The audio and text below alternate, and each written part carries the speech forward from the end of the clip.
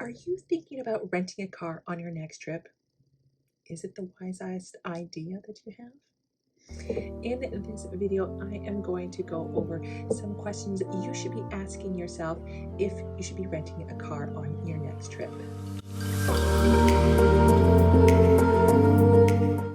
Renting a car on your trip does give you the ultimate freedom to be able to do whatever you want. In some countries, it is definitely needed. In others, not so much.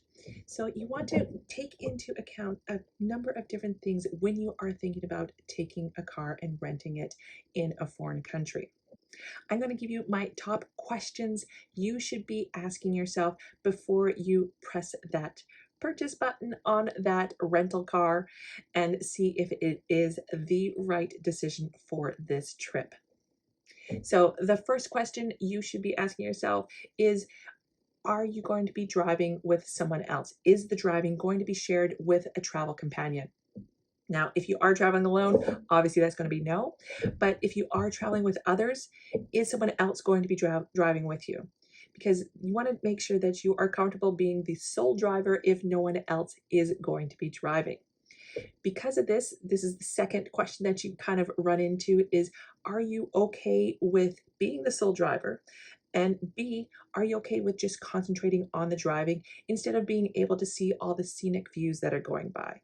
Because you're not going to be able to see everything that's going on past you, you're going to be concentrating on the road since it is different to where you are coming from, most likely.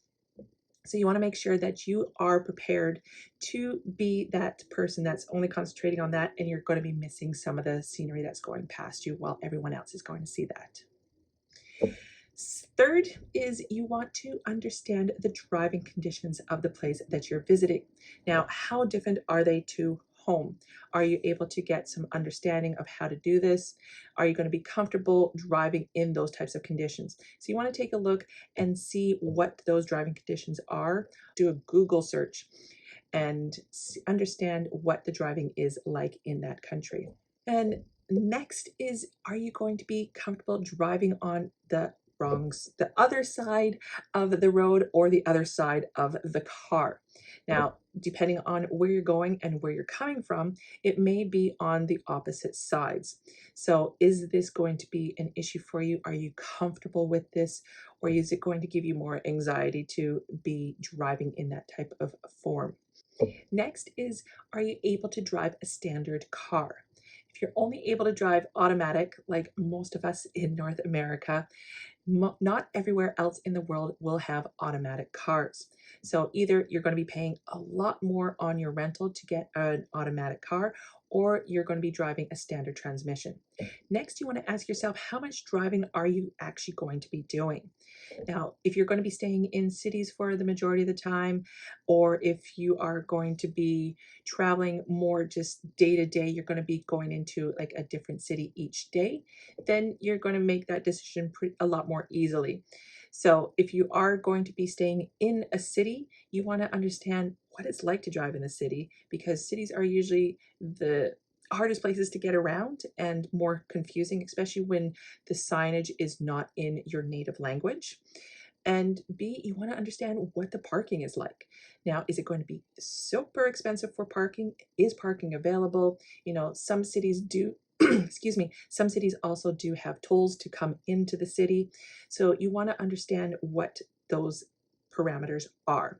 It might be better for you if you're going to be staying in the city, but you want to go and explore, outside of the city, the countryside. Might be better for you to just rent the car on a couple days basis instead of renting for the whole time.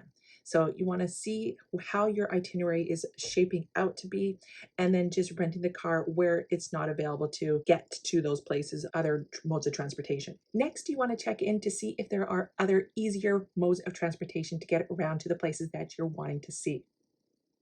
Now, depending on what country you're in, this could look like buses or trains. You can either also hire a private car with a driver.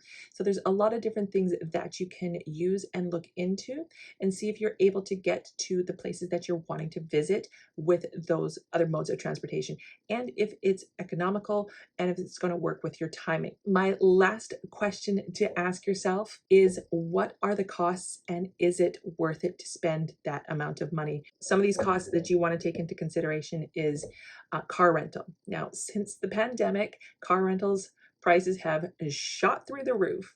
So you want to check in and see how much a car rental is going to cost you in this day and age. Don't look at what it was costing, pre-pandemic, because all of those costs have changed.